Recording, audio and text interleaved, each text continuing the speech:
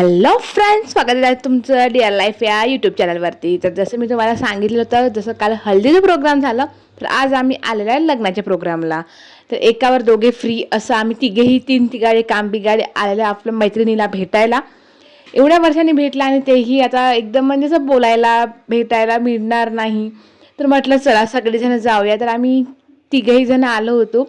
इथे गायवे की बैलवे माहिती नाही, आमच्या स्वागतासाठी उभं होतं जसं पण आम्ही गेलो होतो उशिरा, लग्न लागलेलं होतं आणि जेवणाची पंगत जशी सुरू झालेली होती। शेवटची पंगत होती नवरदेव नवरीची, ते दोघेही बसले होते जेवण करायला। तिची लक्ष नव्हती, मग तिला आम्ही आवाज दिला, तर मग तेव्हा तिने आम्हाला रिस्पॉन्स दिला आणि बघून छान स्माईल दिली। मग तिच्यासोबत आम्ही पण पंक्तीमध्ये बसलो जेवण करायला। काय होतं जेवण ते पण मी तुम्हाला दाखवते। तर जसं दिलेलं आहे वरण भात, दाल भाजी, वांग्याची भाजी, जलेबी। आहा, काय ते जेवण! आणि गावची भाजी, जी डाळ भाजी आणि वांग्याची भाजी अशी खूपच मस्त। खाऊन बघितलं, तोंडालाच थोडे म्हटले फोडे आलेले होते, त्यामुळे जिभेचं ते खूप गरम वाटत होतं। आणि बापरे, जेवण झालं, आम्ही बाहेर येऊन बसलो। काय ते सौंदर्य! रखरखती ऊन आणि या रखरखत्या उन्हामध्ये पोपट वगैरे आम्हाला दिसला आणि छान हे शेडिंगवालं जास्वंद पण दिसलं आम्हाला, मस्त होतं। त्यानंतर रात्र असल्यामुळे मला हे पापड दिसलेले नव्हते।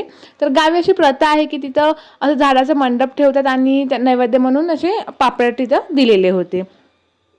म्हणजे आता पूर्ण जसे गावचे लोक एक एक एक एक बिदाईसाठी तिथे आलेले होते आणि बापरे, सर्वांच्या डोळ्यात पाणी, सर्वांच्या डोळ्यात पाणी। जसं गावी असतेच की जर गावी कुणाचे लग्न असलं तर मुलगी जात आहे तर सर्व गाव जमा होतो।